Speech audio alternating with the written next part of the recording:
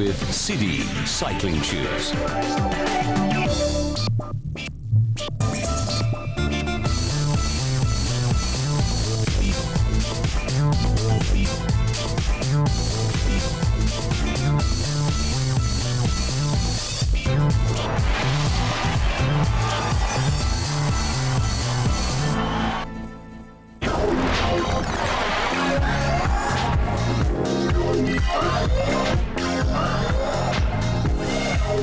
Welcome to this stage 16 of the Giro d'Italia, the 87th edition, 217 kilometers from San Vendimiano to Falzes, and it's a whole different ball game today. We are in the Dolomites. Just a quick look back at what happened yesterday on stage 15.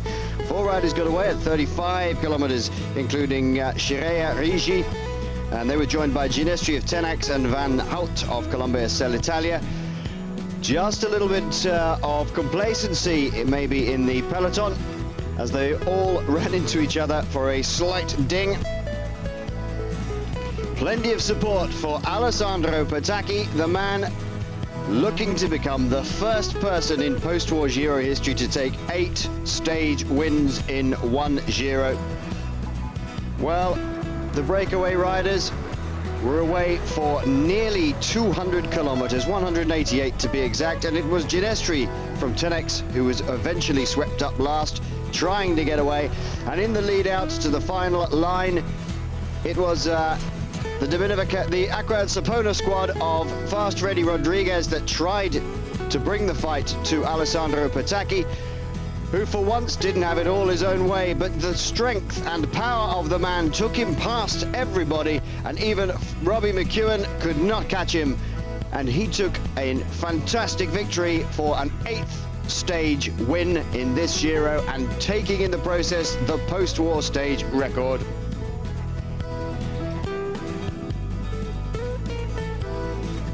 Well, Alessandro Petacchi owes a lot of support and help to his girlfriend, but it won't be his day today. The battle will be between these two men. Gilberto Simoni, winner of the Giro 2001 to 2003, and the current leader, Jaroslav Popovych of the Landbouwkrediet Colnago squad. This man is a real danger. His biggest problem is that all around him, he doesn't have a strong team. Well, back on stage 14 in the Giro last year, it was Popovych who made the attack, and Simoni had to respond. And onto the back of his wheel went the then 23-year-old Ukrainian. He is a big threat, but unlike Saeco, who still have all their riders, this man, Jaroslav Popovych, will have to find friends elsewhere in the peloton and amongst his fellow countrymen, because Gilberto Simoni is hungry for another win, and he's not going to let this man keep the pink jersey any longer than he could possibly help.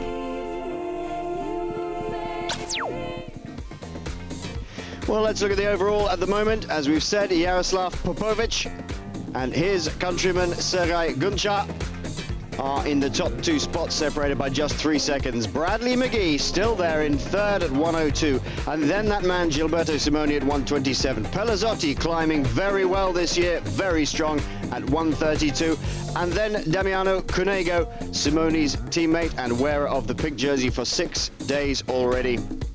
Christian Moreni, also from the Alessio squad, at 3:24. Emanuele Sella, he is lying in 12th spot, took a tumble yesterday. Garatti can climb all the way back down to 20th. Philippe Gilbert, the young Belgian. And look out for that name, Christian Brandt, at 19th, 6 minutes and 14 seconds overall. We're coming back to him in just a second.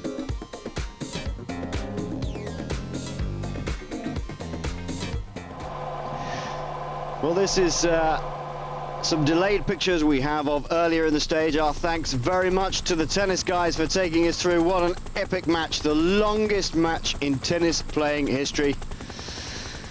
It's nearly, well, 6 hours or so. Well, it's a manly sport, isn't it, tennis? Now watch the real men.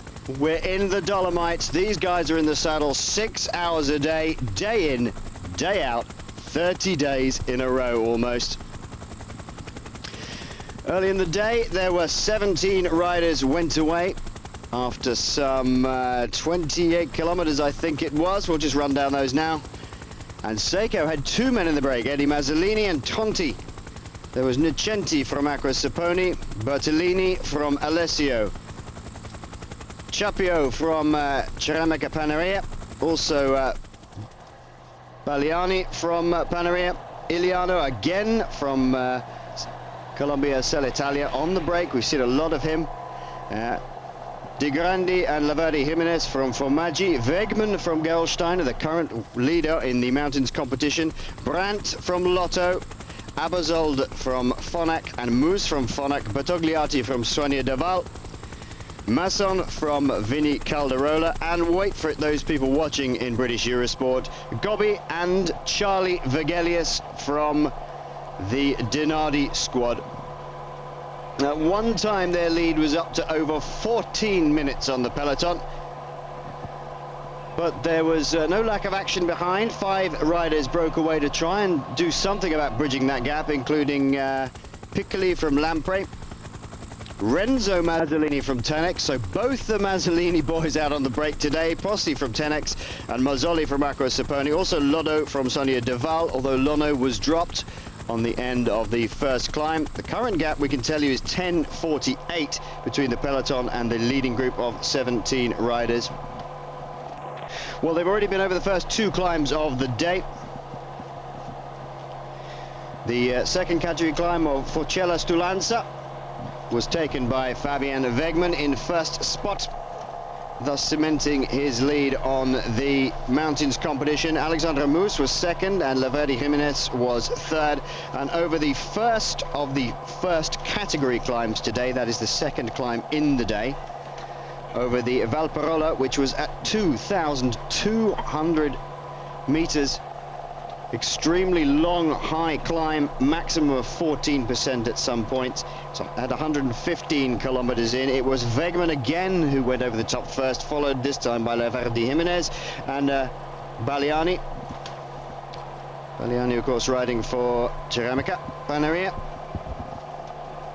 And these guys have been out now for the best part of 130 kilometers ahead, and it's breaking up a little bit.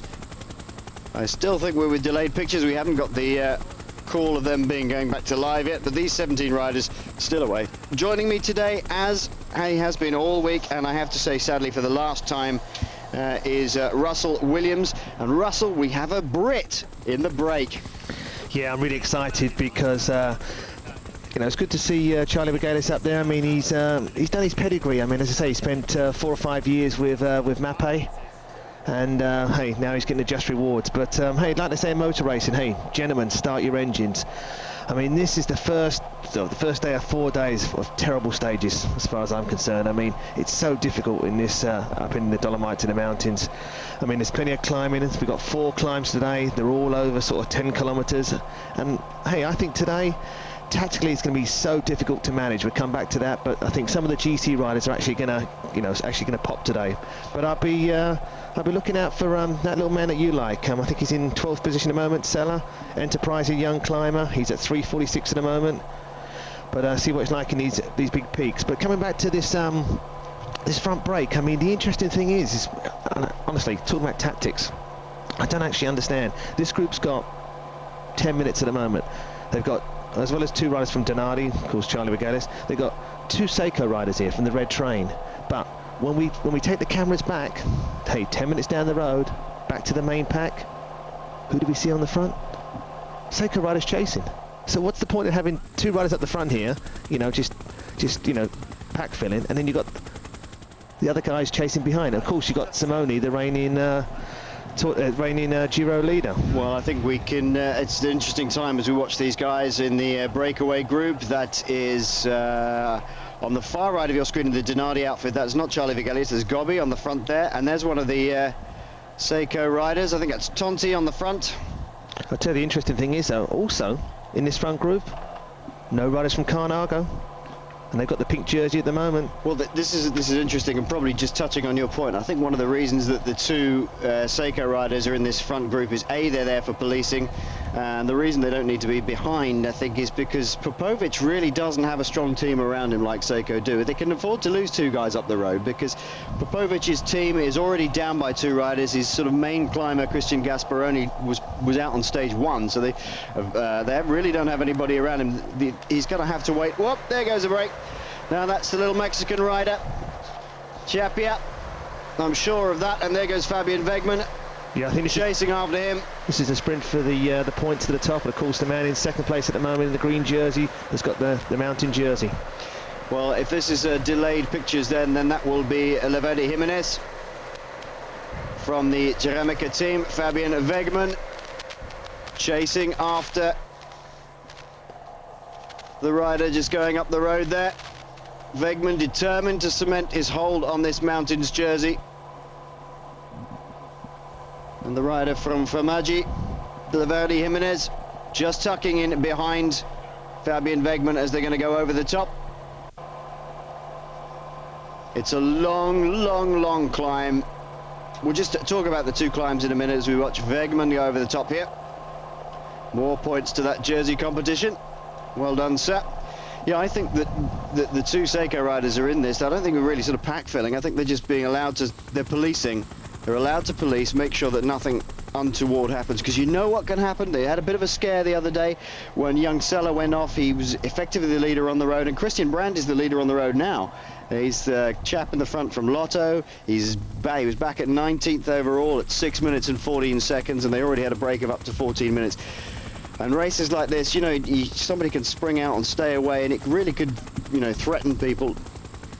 Yeah, you just mentioned Lotto there. Of course, Robbie McEwen, their top sprinter, decided to call it a day. He caught a flight back just today, back to Brussels, and also going through the feed station. I think after 50 Ks, the Lotto team also lost a rider. Yeah, Christoph Brandt starting at 19th overall. Here we are looking at the main peloton. Well, we would be if it was out of shadow. That is the Saeco riders on the front, just keeping the tempo they want to be kept. Let's have a look at Popovych then. He has very few men around him. He may well be calling upon maybe compatriots like Sergei Gontchar. He was only 3 seconds down, and there is some speculation, of course, that Gontchar is looking for contracts next year. His Denardi contract will be up, and that he might be there to help. He might be able to go off and help a younger countryman like Popovych when he has to battle Simoni in the ultra-strong Saeco team. But that's interesting, of course, because we've got 2 Denardi riders up in the break as well. So where does that leave that theory about working with Sergei Gontchar? But around him, let's just have a look at other Ukrainians who could help out, or other people who might be able to call upon. You don't know whether it's going to happen, but he may be able to call upon people within his team. Of course, he's got Sergei Avdeyev, fellow Ukrainian, and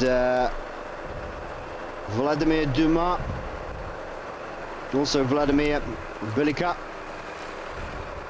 making up a very pro or sort of top-heavy Ukrainian Colnago Landbouwkrediet team. And there are others dotted around. There are other people who might want to help him out. Certainly he may get some help from riders ganging up against Simoni and Saeco. Even Garzelli could not. If Popovych went on the attack, then maybe Garzelli wouldn't follow him because he's looking at Simoni. But the thing is, with the pink jersey, Popovych, the man he's got on his side, of course, is 72-year-old Ernest Carnago. Now, for people who don't know about Ernest Carnago, he's been in the business for 50 years. He started building wheels when he actually broke his leg when he was an amateur rider, dilettanti, and he thought, hang on, I can make more money being a mechanic than I can as a cyclist. But you think of the things he's done, Mr. Carnago.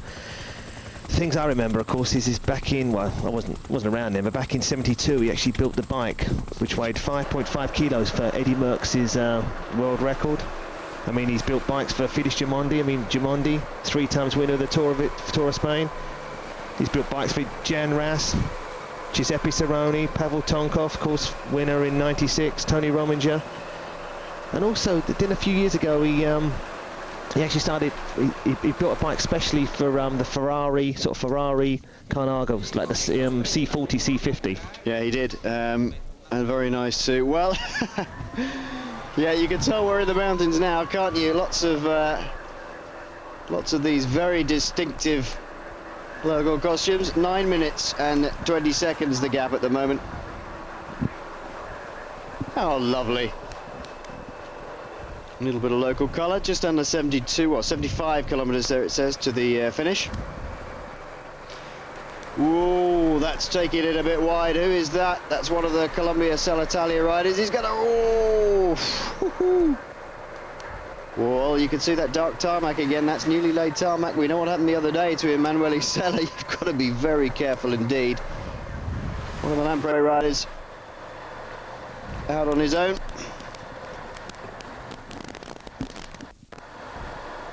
It's a long, long day in the mountains today. This is Jan Zverada trying to make a breakaway. Either that or he's off the back of the peloton. We really don't have any information on that. We'll let you know as soon as we can. So 9 minutes the gap between the leading 17 riders and the peloton. It's gradually coming down. Fabian Wegman has been doing a very good job in cementing his lead on the Mountains Championship ahead of Alexander Moos.